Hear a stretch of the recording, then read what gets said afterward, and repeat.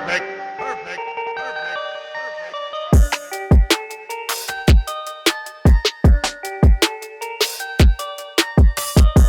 Welcome into the Sixers circus, ladies and gentlemen. Another day in the books, and you guessed it, more crazy ensues. No intro on this, man. Philly Take with RB. Like, comment, subscribe. You know the vibes, man. We are back, and the Sixers actually just released their schedule a few moments ago, so we'll take a few glances into that. But before we do that, you know we have to talk about the hottest topic of the town, Mr. James Harden. He's at it yet again.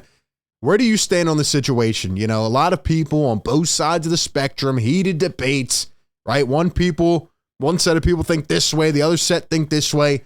I've honestly been similar to right in the middle. I mean, both parties are at fault, but at the end of the day, when it comes down to James Harden, the Sixers, honestly, in my opinion, still did the right thing. Daryl Morey still did the right thing as it relates to not paying James Harden a max contract. Now, you can argue that Daryl Morey is selling the bag right now by not trading him, not getting any value, holding this thing out. But when it comes to the max contract, a soon-to-be 34-year-old who did not get the Sixers any closer to their goal than when he was not on the team should not go out there and just give up a max contract. This Sixers organization has been hindered by bad contracts over the last 5 to 10 years. So going out and paying James Harden, look, I think he's a great regular season player. He can still bring value, but to just blindly give him a max would not be the right decision. And I think Daryl Morey finally put his foot down, even though that, they were good friends, and Harden did not like that. And, you could talk about all the behind the scenes. Oh, he promised this and that. Look, man, it wasn't in writing. Now, there was this thing put out yesterday, according to Eric Pincus, who's a great salary cap writer, and he does a lot of work with the NBA. He says that James Harden reportedly expected to receive a max from Daryl Morey.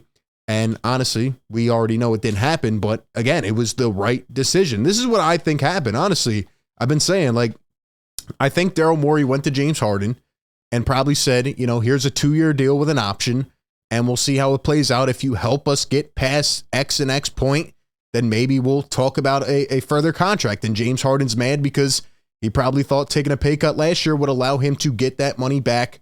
But again, goals were not met. Results didn't happen. It is a business. And the quote here, whether Morey promised it or not, multiple sources indicated Harden was under the impression he would opt out and re-sign with Philly on a max. I don't think that's true.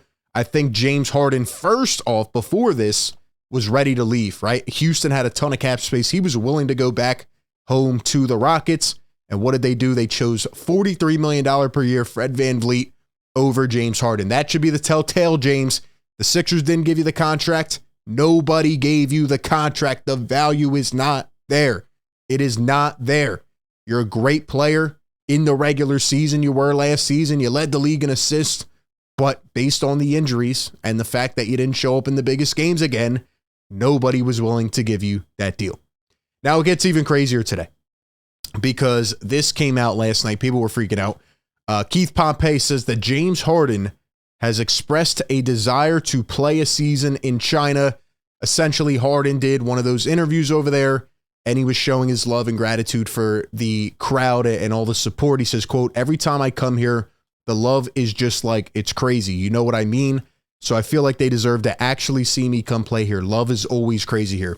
Is he saying that he's going to China? No. I mean, I feel like this was kind of taken out of context a bit, which everything is essentially at this point. But, I mean, when you think about this, right, you go back to that clause in the CBA, it said the Sixers can block James Harden from signing, or playing with any professional basketball team after this season, right? He cannot enter free agency if he does not come back within 30 days. I don't think it would get to that. I think Moore would end up just having to cut the losses, or Harden would come back and play and be disgruntled and shoot from anywhere on the court. But let's just say, right? Let's say Harden sits out and this is a staring contest and you get to next season, right? Well, again, I don't know technically, I really don't, but from that CBA clause, it says any professional basketball team. So I do believe that would also include in another country. I don't think Harden would be able to go, to China. But what if the Sixers said, okay, we'll let you go, right? And after the season, Tobias are off the books. You go ahead and sign. You go sign with, with the Guangdong Tigers. You go sign with the Shanghai Sharks. Can the Sixers trade James Harden to the Shanghai Sharks? Can they trade him? Why not? Why not? Let's just make up our own rules at this point. This has been actually crazy, and I'm laughing because, like, I can't believe I'm actually talking about this on this show. Like, this is what Sixers basketball has gotten to at this point. And you think I'm lying, man. Let me ask you, right? Which option would you choose? A Chinese fan bought 10,000 bottles of James Harden wine in 10 seconds during a live stream he was doing. He did a cartwheel because he was so excited. If I gave you two different options and I said option A, where everybody's talking about you right now, vibes are not high, right? You don't know what's next for your career. You want this amount of money. They're not willing to budge, and you're kind of in a little bit of turmoil and a bad situation, and your old buddy and you are beefing. And then I talk about this other option, option B, where you go overseas and essentially you're a celebrity. Everybody loves you on every street, and you probably make a little bit of money. And hey, the one thing you haven't done is won a championship. So what if you say, screw it, pack your bags, leave? And James Harden says, I'm going to go be the MVP of the Chinese basketball league. I'm going to be the MVP. I'm going to win the title, finally have it on my resume, and build my value up, and then come back and play with another NBA team. Look, nothing's out of the question at this point. Would it be funny? Heck yeah, it would. Which one would you choose? Which one? Maybe then he can build his value and come back and play elsewhere. I mean, look, the guy is loving it over there. He's doing TikTok dances. He's riding motorcycles. He's having the time of his life on the Adidas tour. Maybe he says life is better and screw it. Look, I don't know, man. But I did look up the Guangdong Tigers, and I thought it was funny whose picture came up when I looked them up on Google. Look who it is. That is hilarious. James Harden should go play for the Guangdong Tigers. Why not? Why not? Other than that, Joel Embiid reportedly tried to get James Harden back on the Sixers many times this summer. He's hitting up his phone. Harden's on D&D. He's out touring, traveling, drinking wine. He doesn't care. So, once again, Joel Embiid trying to reach out to another co-star who just does not want to play with him. I know people are going to say, oh, that's a reflection on Embiid, but let's be honest, he's had two very, very weird circumstances as it relates to Ben Simmons and James Harden. The thing that it comes down to with Harden is not right now.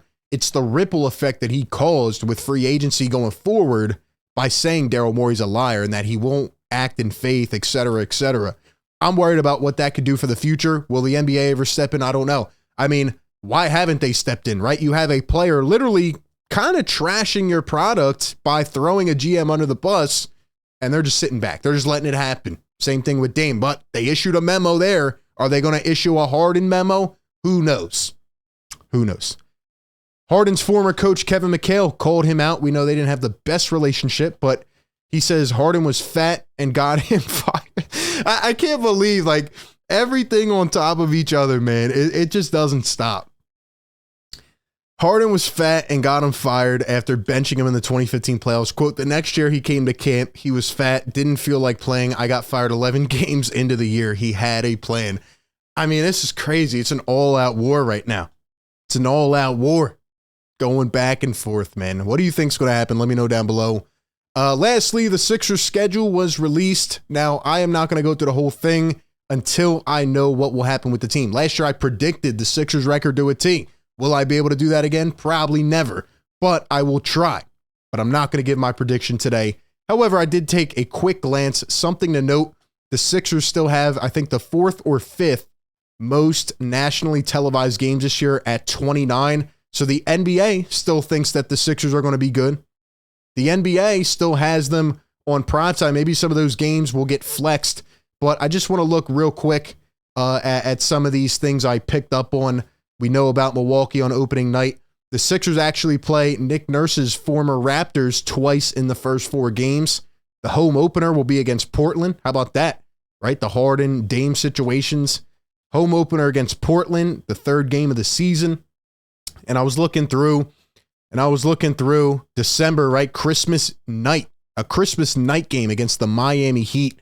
They play at 8 p.m. Wonder if that will end up sticking. I'm sure it will. I was looking through, and honestly, this schedule is not nearly as bad as it was last year. I mean, it's actually a lot more favorable. You look into March, right? A little bit of a tough stretch, kind of like they did last year. We called it the gauntlet. But look at the end of the season, man. This is a lot more favorable than the last 10 to 12 games that the Sixers had last year, right? OKC, Miami, Memphis, the Spurs, Detroit, Orlando, and Brooklyn to end off the season. Hopefully, we'll be talking about them being in the playoffs, but we'll see. I don't know what's going to happen yet.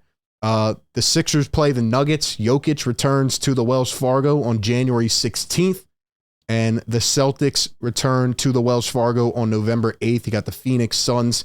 So a little bit of a tough start to the season, I'd say. First month will be interesting, but it does get a little bit lighter heading into December. That's really what I picked up on so far. Again, we'll analyze this, and we will talk more probably on a live stream as we go forward, but that's where we're at. That's where we're at. Will James Harden revert to China next year to play basketball, man? Appreciate everybody, man. Hop on the bandwagon. Hop on the journey. Take this journey with me. It's going to be interesting. I can't wait till training camp. Give me all your thoughts down below. Be sure to like, comment, subscribe, and I will catch you all on the next one. Peace.